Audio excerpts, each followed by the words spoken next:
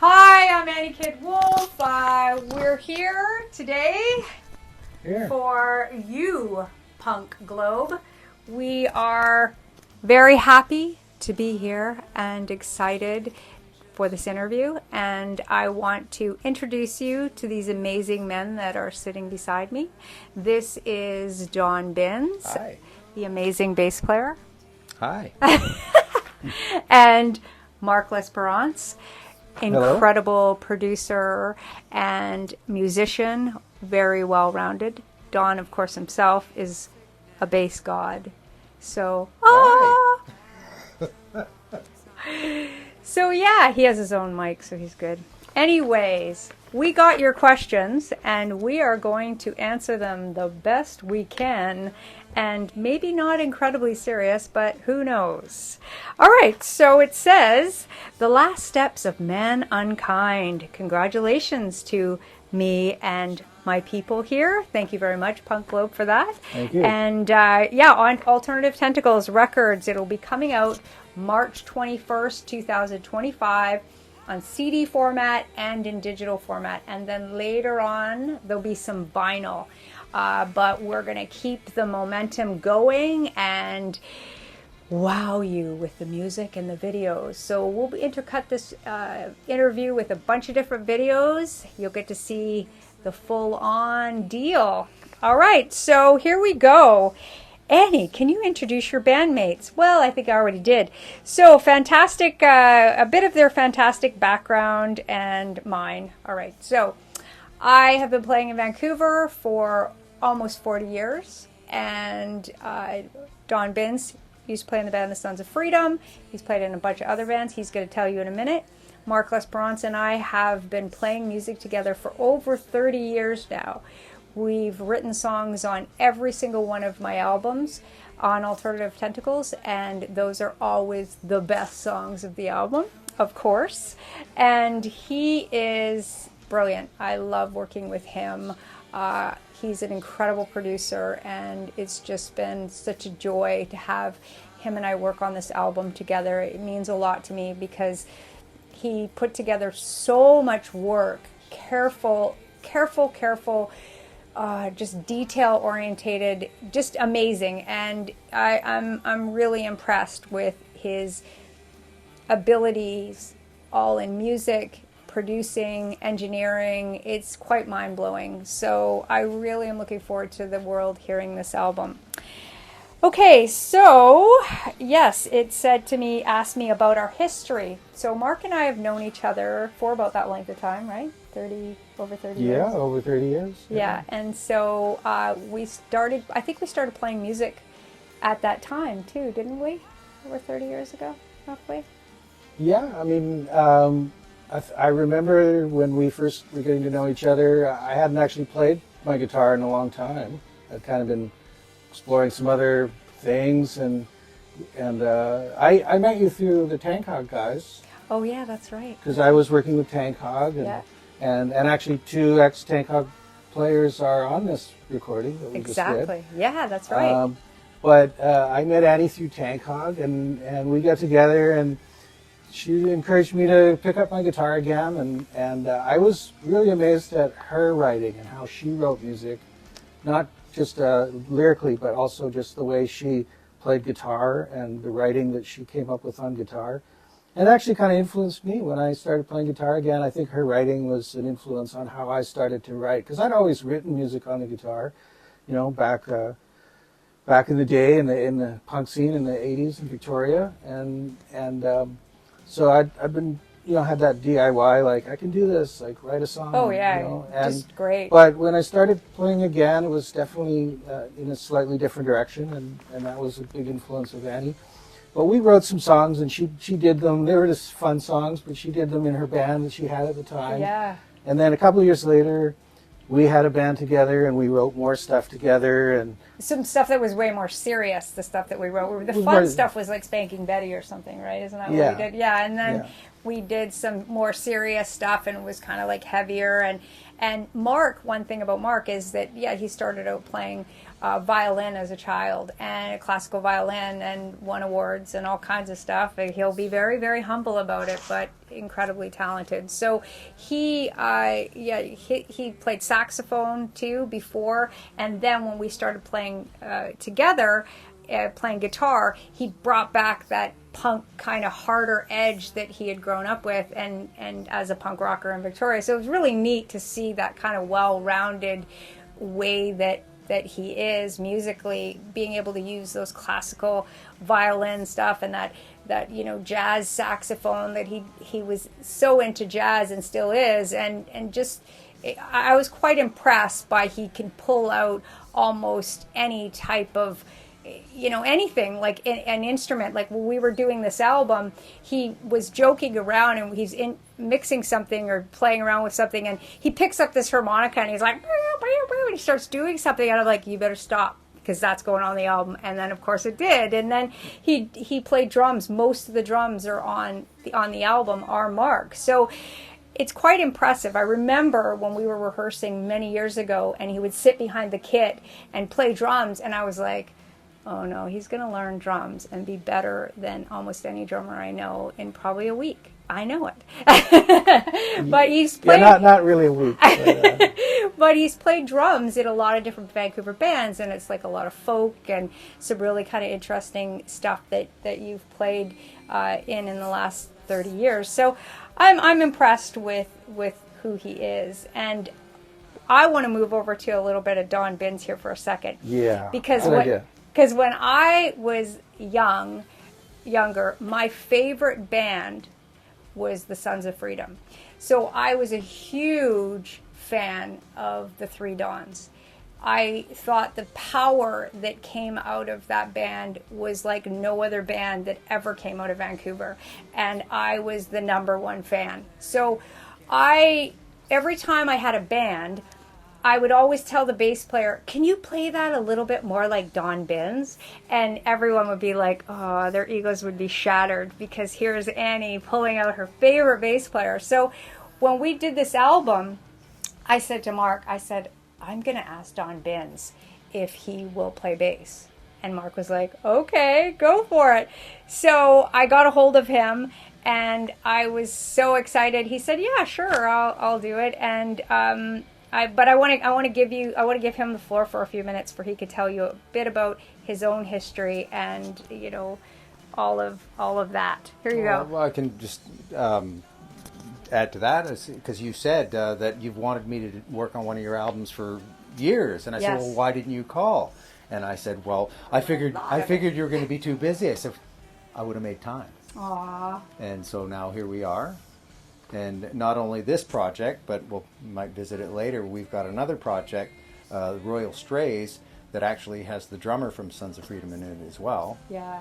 But that's for another story. But so we're working finally together. we get to work together, and 2 projects. It's so wonderful. It's really great. For me, I was blown away, because my early days in Vancouver, I moved to Vancouver in '88, and '89, I think you guys had just finished recording your first album. Yep. And I had just started volunteering as an intern at the studio where your producer, Matt Wallace, was mixing it. Right. And so I was around the studio while Matt Wallace was basically destroying the foundation of this building on Commercial Drive, mixing your music, which was just the most incredible thing to hear through the walls. And actually, he was a really sweet guy too, Matt. Like I was like, man, I really, really love this music. Would it be okay to have a copy of this? And he actually dubbed me a cassette from the half-inch master tape. Wow, I didn't even get one of those. Yeah, well, did you ask? No. So, see? But you learn about just asking. But I listened to that tape to death in my car. It was just like, there was nothing so immensely powerful as that album you guys made. It was. Well, thank you. Yeah, pretty amazing. And it seems like so long ago, and yes, it was. But hey, No, it still stands up. I it's guess. still it definitely still stands up. I've heard it recently, and I just, the Sons of Freedom were one of those bands that was so unique. Like, just had such a unique approach, and for me, having his unique bass playing, that just takes everything to a different level. Like, you have some great songs, you pull them together, and then you pull him on top of it, and you're like, oh, I didn't know you could get there. I didn't know you could be that much bigger. And working with Mark has, because he has such a diverse palette of stuff that a bag of tricks that he can pull out, it's wonderful to put these songs together. And then when you put the Don Binns experience on top of it, it just gives it this power that you didn't know that you could get. And I'm so grateful to work with both of these amazing men, and having them on the album, and working with them, but also having a lot of guest spots. We have Sandy Schofield came in, and she did some incredible vocal pieces and hand drum, and Peggy Lee, the cellist. Oh, you see my skin just like the bumpily hairs. Hairs are like, wow, it's so amazing. No, it was an honor to be able to have Peggy play on it. She's very in demand, and she chooses to not do a lot of things she gets asked to do. So. Yeah, so it was a real honor for that one. I think basically everybody we've had on this record are people that we've known for 25, 30 years or even more. And respect highly. And so we have long-standing relationships with them. But there isn't anybody on this record who we just sort of go, oh, we need to get them because they're like, like they're all people that are very meaningful to us musically. Yeah, like Stephen Hamm, I've played with for a long time too. I do music videos for him and help him out with his theremin stuff, and so I think the thing is with this album, it kind of has a different meaning for me, because to me it feels like all of my musical career has come to this point, and I was able to have the musicians that I want to play with on it and create the songs. And it's also extremely political. For me, it's emotional, it's political, and it hits a lot of what's going on today and how I feel about that in the world. So that is quite important. And I feel that it would be so wonderful to have people be able to listen to it, relate to it, and keep the fight alive. Go out there and help in your community, do the things that you can, just to back people in these dark times. So the album's called The Last Steps of Man Unkind, because I feel that we are in these final days. I feel that these years are pretty intense, and the stuff with the climate change, and so many countries are so divided, and ours included. And I feel that that's the way I can contribute, is with my words, and working with these two fine gentlemen to create that sound. Don helps create the sound, and Mark writes the music, and him and I rearrange stuff and put stuff together and try this, and we sat in the studio together, but he's the machine behind the music, and that is, it's really cool. And I'm very fortunate right now, and I think I've answered all your questions, but basically I think a lot of questions. But yeah, having Stephen Hamm, having Terry Russell, who's also Tank Hog and Slow. Stephen Hamm, Theremin Man, Tank Hog, Slow. So that was pretty amazing having them on there also. One of the questions I thought was funny, that they were saying about working with Jello since the 2000s. Been in projects with him. Well, I did a podcast for Jello. I'm also a producer director, and I did a podcast for Jello a couple of years ago called Renegade Roundtable, and I helped produce it and put it together with Anne-Marie Anderson. She's another producer, and she works with Alternative Tentacles, and we created this podcast for him, and it turned out great. And Jello is a force. He's so creative. He's so brilliant, and I love him dearly. So for me, that it's always great to collaborate with him in any way. And he's on our album too. He does an evangelistic rant in one of the songs, I Am an Evangelist. And it's brilliant because it's just the way Jello is. But he was kind of typecasted, I guess. Or he's reaching through the TV and grabbing you by the wallet. Yeah. Grabbing you by the wallet. Anyway, yeah, so I love the fact that when Jello heard my music many years ago, he said, "Why have I never heard of you?" And I thought that was one of the hugest honors. And he's many times mentioned in magazines or on interviews how unique my voice is and how much he loves it. And that has been one of the things that keeps me going as a musician, when you have people like that that support you. And Alternative Tentacles has been a huge support for me and my projects. A Spank Machine we put out last year for the late Jerry Jen Wilson, who I played in a band with and loved. Pardon? And so did I. Yes, you did. That's another story. Mm-hmm. We're going to get to that. But she and I had the band Spank Machine. And then she went off to this other band called Black Eyed Buddha. And that's this guy's band. Anyway, but so she and I wrote this album, and it never got released. And it sat in a vault for 30 years. And then she passed away. She passed away in a house fire, and it was really traumatic and horrible. And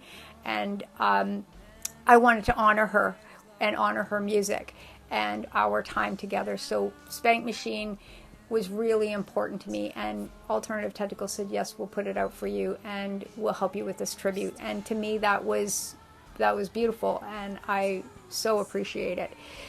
So that's kind of my Jello thing. I have lots. I directed him in a film and was in with him in a film. We were the leads in a film called I Am the Porn Queen.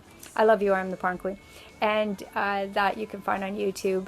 And he's just very multi-talented. And I'm honored to be on his record label and honored that he's putting out this album, because to me this is definitely my best Annie Kid work. And in 2016 I became Annie Kid Wolf, so that's why my name is different on this album, because it is not because you turned into a wolf? It is because I turned into a wolf, because I'm constantly howling at the moon.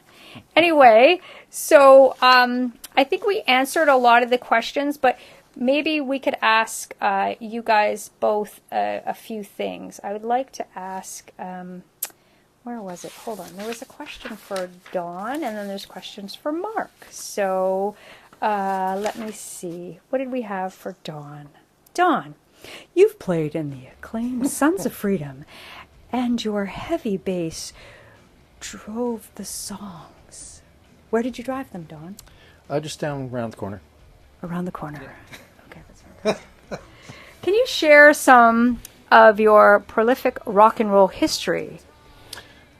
Other than Sons, I've played an album with Econoline Crush.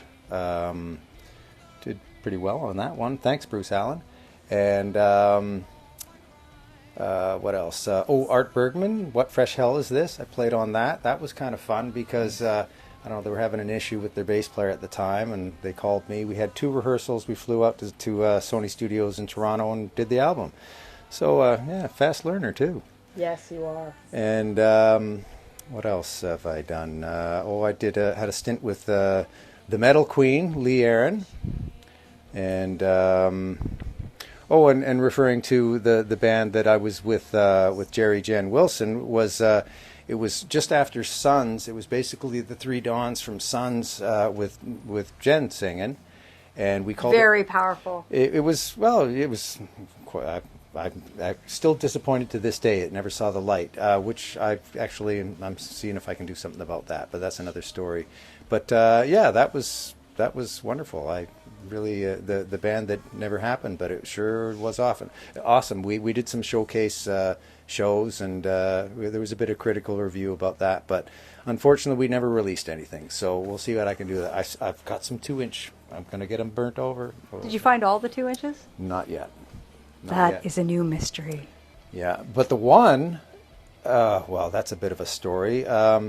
So I was contacted out of the blue by this woman who had acquired it in they buy abandoned storage lockers and estate things, and she found it. What we assume it was part of Jerry Jen's estate, that it was in a storage locker that was forgotten. Yeah. Anyway, so I've got that one, but we don't have the other one. This Hope Spring Eternal. We will find it. I hope so. But what else have I? You have Rat Silo. Oh yes, and not to be for Rat Silo. I just played a gig with them last night. We did the Bowie Ball, annual event they do here since Mr. Bowie passed away. It's a charity for cancer research, and we played that last night as Rat Silo. First time doing that with that band. That's awesome. And then of course, and then my other band, which was Trailer Hawk. With Don Short, again, the drummer from Sons of Freedom, was the original drummer in that. We had some success, and then things kind of went south. And, well, when the singer and the guitar player get divorced, that really puts a bit of a kink in things. So, which is perfect, because now I had time for this.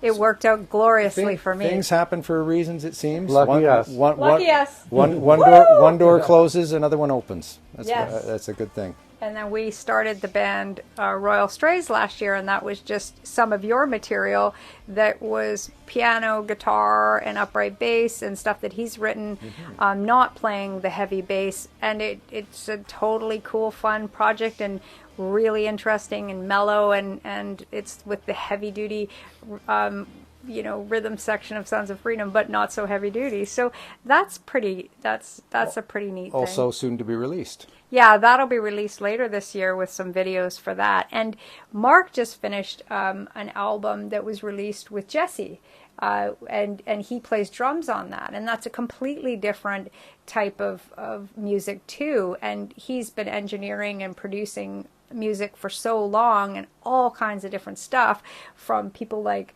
Veda Hilly, Francois Houle. Who else is some very unique people? You did some stuff with No Means No. Like, you've done all kinds of things over there. I spent most of the 90s running a studio and not playing as much music as I might have liked, although I did play with Annie for a while. But when I was running that studio, I recorded a bunch of bands mostly around Vancouver, but Ray Kondo and the Ricochets was a popular band that I recorded. No Means No, I did a couple of their albums. Show Business Giants, Hanson Brothers, those are all No Means No related projects. But you've been playing music for the past while too, like you playing a lot of drums for different bands. Is what you've been doing 25 years ago, I decided that I was seeing the same three drummers play in so many different projects, and I was like, why are these same three drummers playing for so many people? And I scratched my head and I thought about it. I was like, oh, they don't play too much. Oh, they're listening to the song and playing for the song, and oh, they keep good time. They don't slow down in the chorus or speed up, or great drummers. They have great meter. So they know how to tune their drums. I thought, well, geez, maybe I should try to do that, and I can get involved in some more music projects. And it kind of worked out. I played the drums. I teamed up with an amazing guitar player that I had a huge admiration for, a guy named Paul Leahy, and one of the best Vancouver guitar players that's ever lived, really. And rest in peace, Paul. And we jammed, and I was like, can you help me learn how to play the drums? I need somebody to play with. And he came over and we jammed, and after a couple of sessions, he's like, well, I guess we need to find a bass player. I was like, yikes, I guess he likes playing. So I was encouraged and supported by people that I respected, and I devoted my time to those kinds of things, and I got to play drums in a lot of different interesting projects, which was great, because when you're the drummer, you don't have to learn the chords, and this is true. And the other thing I discovered is that when I play the drums, I can sing harmony, and that was a really wonderful thing to discover, because I love singing harmony, but if I try to do that when I'm playing guitar, it's really hard. I've played bass at times, and if I try and play the bass and sing, it's just they both fall apart completely. And I gotta say that you're actually a really great singer. Dawn's a really good singer too. But I've always known that you're a really good singer, but I encouraged him a lot to sing on this new album because he just has such a great voice, and he's really, I used to be like, look, Mark, I got one job here. You got all the other fucking jobs, but I got one job. Like, keep in your lane. And I was just kidding, really. But I encouraged him. There's a lot of harmonies that we work together on. There's one song called What If, and he actually does one of the verses. And it's just, I'm really happy that he's getting to shine a lot more in this album and show all of the instruments that he plays, kind of like you and the Royal Strays, 1,000 instruments here. So it's like, it's really nice to be able to, and I just sing in both projects. I really know how to just sit there and do not a lot. You're focusing. Well, Is that what it is? I did force Annie to play a guitar solo. Oh yeah, I play one guitar There's solo. one song that's got a great little solo on it that I like. No, you got to do the solo. I was like, come on, do it like this, and and as we know, I'm bossy, so. But he's bossy too, so so it works out great. It works out great. We have the actually same birthday, isn't that funny? I know, it's pretty hilarious. Oh my goodness, and we're Could getting have something to do with old. something. Good at the stars. Yeah. Anyway, That's what it is there any areas that I did not touch on, Mark? Do you have any ideas? Well, let's take a look here. Let's take a look at our notes and see what we got. They say, do you have any sage words of advice? Oh, sage words. Sage words or any other Or any basil? any other Any spice, spice? or herb, I guess. Spice words of, If you don't like sage. if you don't like sage. Do you have any Fresh sage pepper? or other Fresh preferred pepper? spice words Pepper? of wisdom for those kids or adults who look up to you and want to make music and don't know where to start or maybe even how to continue? Oh, Practice, practice, practice. That's my advice. practice? Yep. But what Yeah. if you never leave the house, if you just practice? Well, you got to get out there and practice practicing, but it's sometimes I'm not home very much because I like to be in my studio working on practicing writing, and I still remember my wife's name, Amanda, but sometimes I spend more time at the rehearsal space than I do at home. So, but she's very supportive, and she understands that that's how you get better. That's the old thing. And I have to say, you're getting pretty good. This is it. Yeah.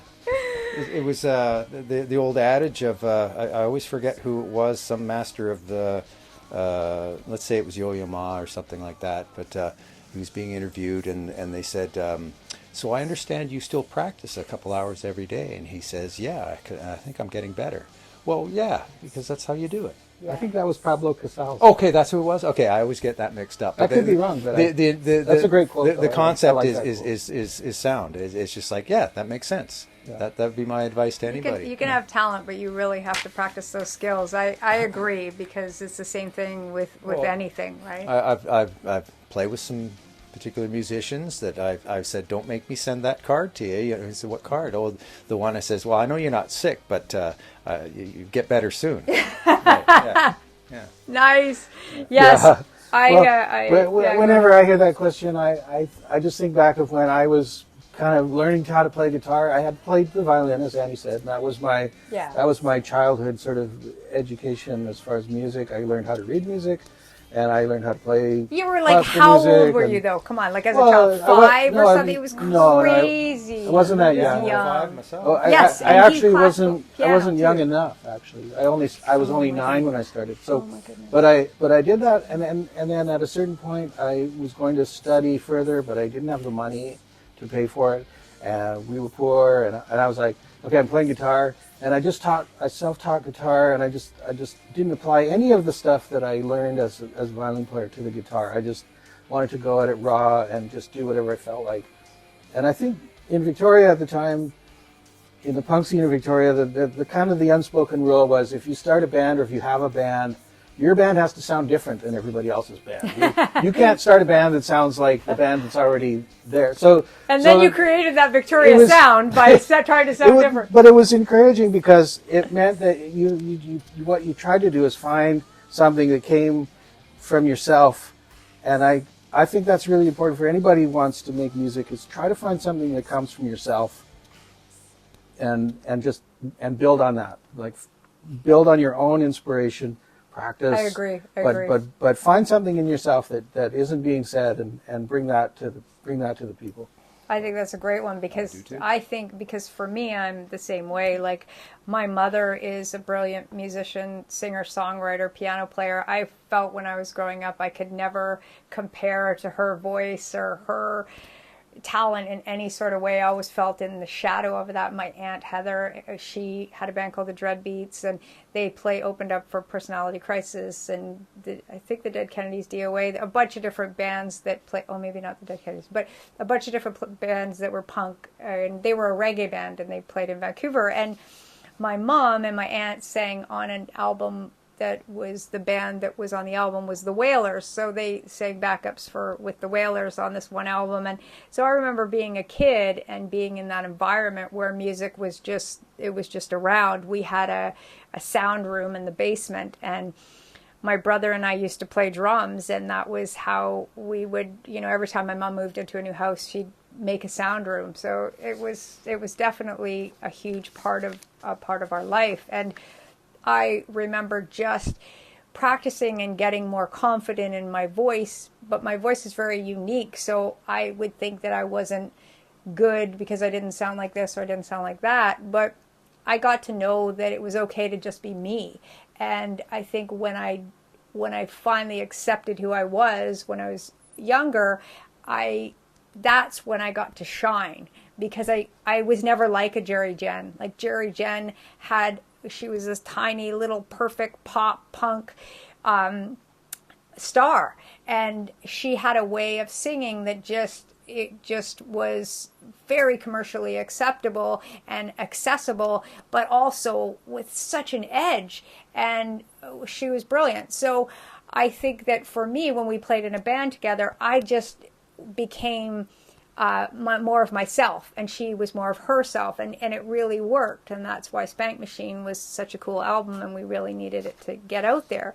And I think that, like with Mark, playing violin at an early age and being so on it, also Dawn playing piano, doing the same thing as a child, being classically trained, and then when Mark became a guitar player, that edge, he also played saxophone. So on this album, he plays violin, saxophone, harmonica, drums, electric guitar. Like, there's so much of Mark into this album, and I'm glad. And with having Don having that, him having that classical piano and then turning that bass, he created his own sound too. So for me, I love that, and I love that uniqueness, and I think this album has a lot of uniqueness, and I'm very proud of it.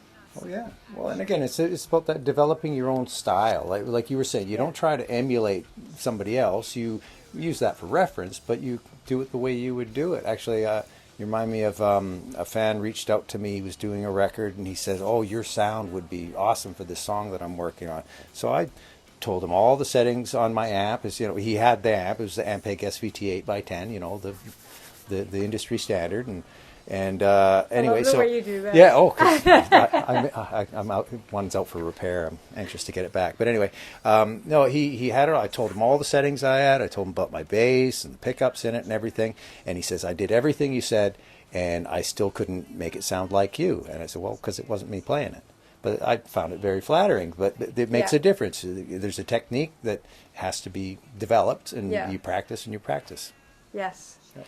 Well, I just want to say thank you to Punk Globe, and you're going to see some videos of ours, and we will be talking to you soon.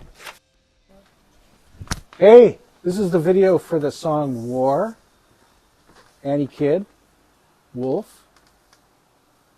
So this tune was the first tune that I wrote the riff for when we started writing the new album. Annie had asked me to write some stuff for her, and this was the first thing that came out, and it led to the inspiration for all the others. It just kind of got the ball rolling, and it's still one of my favorites, and I love the words that she put in the song. I think they're really meaningful, and I think that you're going to enjoy it.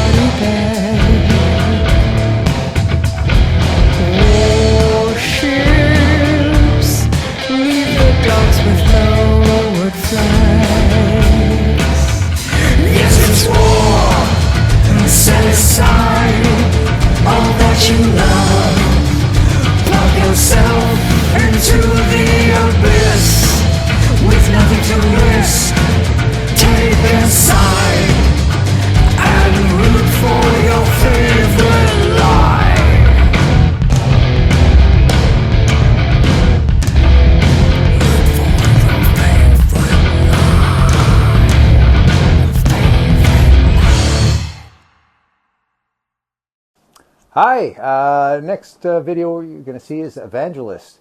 I remember when Annie sent me the demo for this, and I heard the guest spot with Jello doing it, and it's just like, oh wow, that just blew me away. That's Jello, and anyway, loved it, and you're going to love this, Evangelist.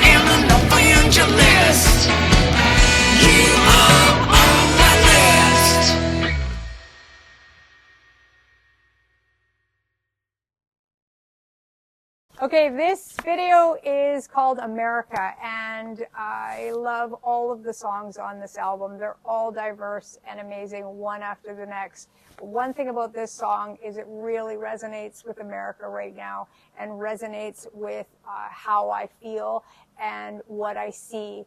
And I made this video because I'm also a producer, director, and I wanted to represent what that song meant to me. So here's America.